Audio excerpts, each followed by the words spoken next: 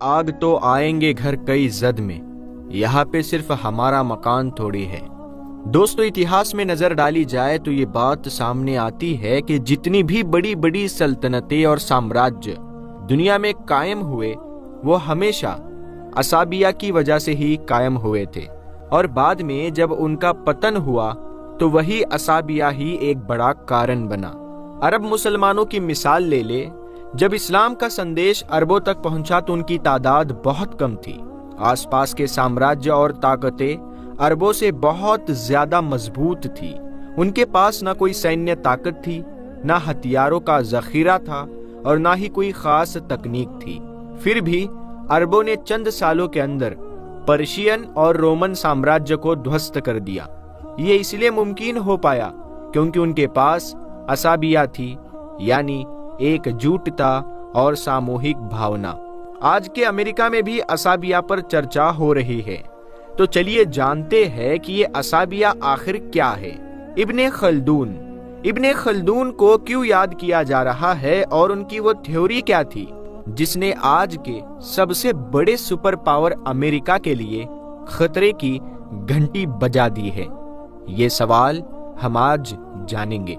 इब्ने Khaldun की theory और America की क्या कहानी है। कुछ सालों से अमेरिकी मीडिया में और खासकर उनके सोशल मीडिया पर इब्ने खल्दून का नाम बार बार सुनने को मिल रहा है। ये नाम इस्लामी इतिहास के एक बहुत ही मशहूर और महान दार्शनिक, इतिहासकार और समाज शास्त्री का है। इब्ने खल्दून की एक बहुत मशहूर थ्योरी है जिसे उन्होंने अपनी किताब अल मुकद्दिमा में लिखा था। ये थ्योरी आज से लगभग 600 साल पहले लिखी गई थी, लेकिन आज के दौर के सबसे बड़े सुपर पावर अमेरिका के लिए ये एक चेतावनी बन गई है। इब्ने खल्दून ने अपनी किताब में एक बहुत ही खास, बहुत ही अहम थ्योरी दी थी जिसमें उन्होंने बताया था कि जब किसी समाज का असाबिया कमजोर पड़ जाता है तो उसकी ताकत भी खत्म होने लगती है और वो साम्राज्य जल्द ही टूटने लगता है।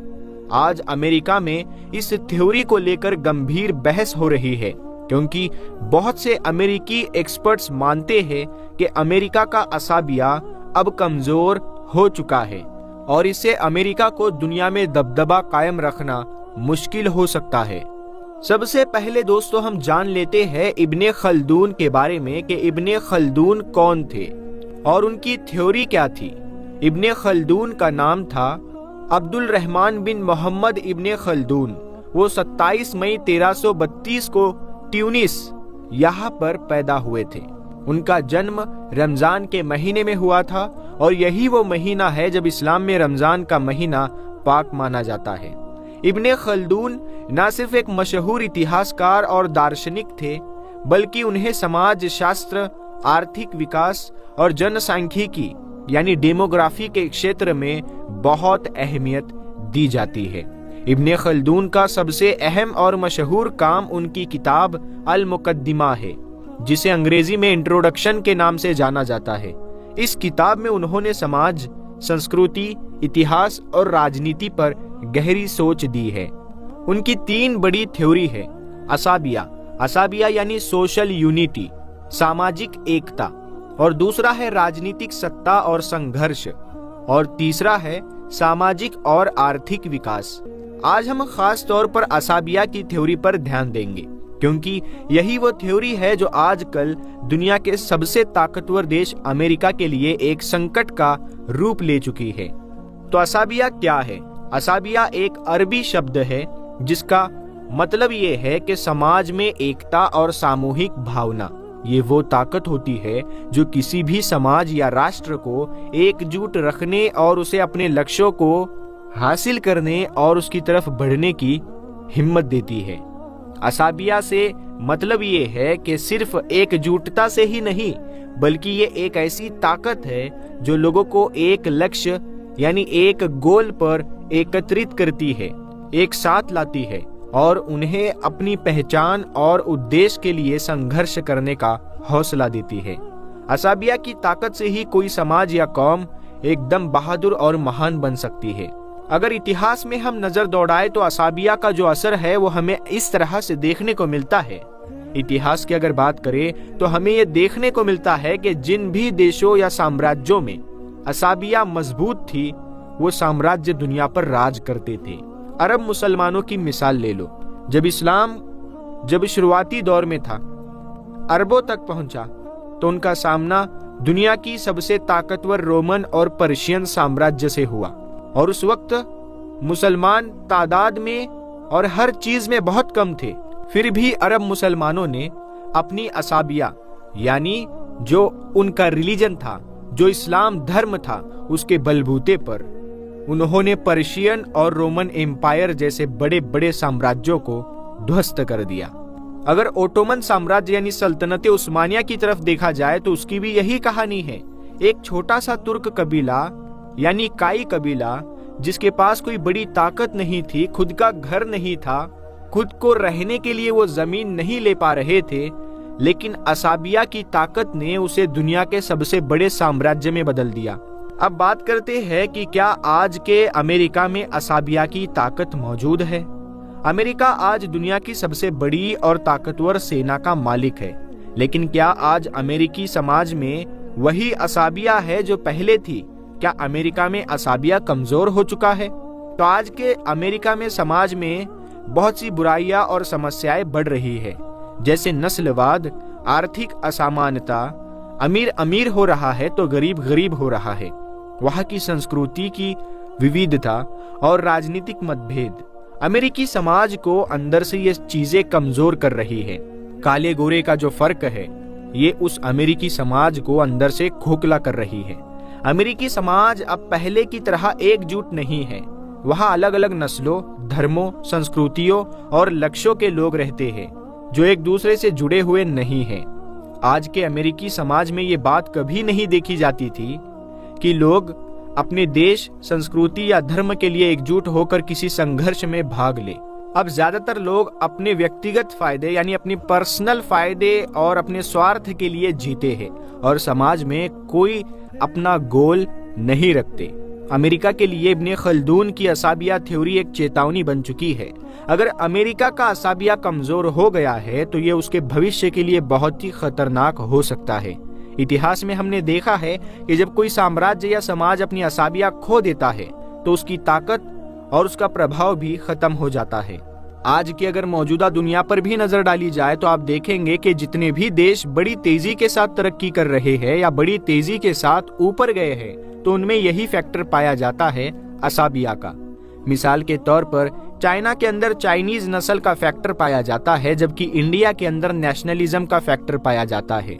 यानी लोगों को इकट्ठा करने के लिए इंडिया के अंदर सिर्फ और सिर्फ नेशनलिज्म का फैक्टर ही काफी है। मतलब राष्ट्रवाद ही एक वो चीज है कि जो सारे इंडियंस को एक जगह पर मुत्तहिद या इकट्ठा करके रख सकती है। रशिया में भी ये फैक्टर नस्ल वाला पाया जाता है। बिल्कुल ऐसे ही हर जगह पर आप लोगों को कुछ ना कुछ दिखाई देगा। मगर अब जरा अमेरिका के ऊपर आइए, ईमानदारी से बताइए कि आप लोगों को लगता है कि अमेरिका के अंदर आज के दौर में एक मजबूत असाबिया पाया जाता होगा? वैसे इस बात में तो कोई शक नहीं है कि किसी दौर में अमेरिका के अंदर भी मजबूत असाबिया था, एक यूनिटी थी। बल्कि इतिहास के बाकी सभी एम्पायर्स की तरह अमेरिका ने ये जो तरक्की हासिल की ये असाबिया की ही मदद से हासिल की थी। और ये असाबिया 1950 के दौर तक बाकी भी रहा था। आपको जानकर शायद हैरानी होगी कि आज के दौर में दुनिया की लगभग हर जंग, हर कॉन्फ्लिक्ट में टांग अड़ाने वाला अमेरिका सेकेंड वर्ल्ड वॉर में खुद से ही इस वॉर में कूदने के लिए तैयार नहीं था। वो तो आखिर में जब जापान की तरफ से उसके ऊपर हमला कर ही दिया गया तो ना चाहते हुए भी अमेरिका को इस जंग में कूदना पड़ा था। और ये सब कुछ इसलिए हो रहा था क्योंकि उस दौर तक अमेरिका दुनिया की बजाय अमेरिका पर ही ध्यान देता था। उसकी अमेरिका फर्स्ट पॉलिसी थी। कुछ भी हो जाए वो सबसे पहले अपने लोगों के बारे में सोचा करता था। हर मामले में अमेरिका अमेरिका ही किया जाता था। आज खुद बहुत सारे अमेरिकन भी सोशल मीडिया के ऊपर ये बात ऑन रिकॉर्ड बोलते हैं कि उनके यहाँ पर असाबिया ना सिर्फ बड़ी तेजी के साथ कमजोर हो रहा है बल्कि ऑलरेडी बहुत ज्यादा कमजोर हो चुका है। आज अमेरिकन सोसाइटी उस असाबिया को ही खो रही है कि जिसकी किसी भी सोसाइटी को सबसे ज्यादा जरूरत होती है। आज अमेरिका में रहने वाले ज्यादातर लोग ऐसे हैं कि उनके लिए ये बात मैटर ही नहीं करती है कि वो कहाँ से बिलोंग करते हैं, उनकी नस्ल क्या है, उनका कल्चर क्या है, उनकी जुबान क्या है, या फिर उनका मकसद क्या है। आपको जानकर शायद हैरानी होगी कि वो देश के जिसके पास आज दुनिया की सबसे ताकतवर आर्मी मौजूद है, वहां से इस तरह की कई रिपोर्ट्स आती है कि वहां के बेशुमार लोग अब आर्मी ज्वाइन करने से कतराते हैं। मतलब अपने देश के लिए ही लड़ना नहीं चाहते, और जो लड़ भी रहे हैं जाहिर है उनमें से भी ज्यादातर तादाद वो है कि जो इस काम को एज ए जॉब कर रही है, मतलब सिर्फ पैसे के लिए कर रही है। जबकि आप चाइना या फिर हमारे भारत देश, हमारे इंडिया जैसे देशों में ये मामला नहीं देख पाएंगे, बल्कि जितने भी हमारे सोल्जर्स होते हैं हमारे इंडिया के खासकर, उनके लिए सब कुछ नेशनलिज्म होता है।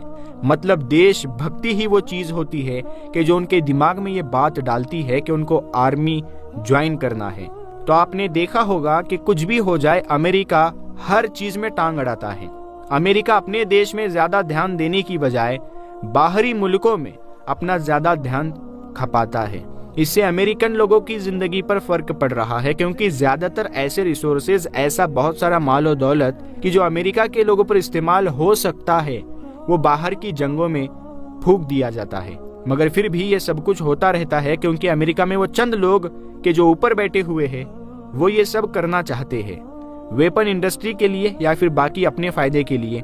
यही वजह भी है कि जिसने अमेरिका के बहुत सारे आम नौजवानों को मिलिट्री ज्वाइन ना करने की तरफ धकेल दिया है, उनके मन को बदल दिया है। तो इसीलिए अमेरिका के लोगों में और अमेरिकन सिटीजन में असाबिया का तो सवाल ही पैदा नहीं होता, जबकि बची कुची कसर वहां की हेट पॉलिटिक्स ने पूरी कर दी। इकोनॉमिकली भी देखा जाए तो अमीर और गरीब के बीच का जो गैप है वो अब हद से ज्यादा बढ़ चुका है। इसके अलावा मिलिट्री का क्या हाल है वो तो हमने आपको बता ही दिया। वो अमेरिका की बजाय बिजनेस के ऊपर ज्यादा डिपेंडेंट है। तो दोस्तों ये थी इब्ने खल्दून के असाबिया और अमेरिका की पूरी कहानी। वीडियो अगर आपको इन्फॉर्मेटिव लगी हो तो वीडियो को आप ज्यादा से ज्यादा शेयर करें। अगर इसी तरह की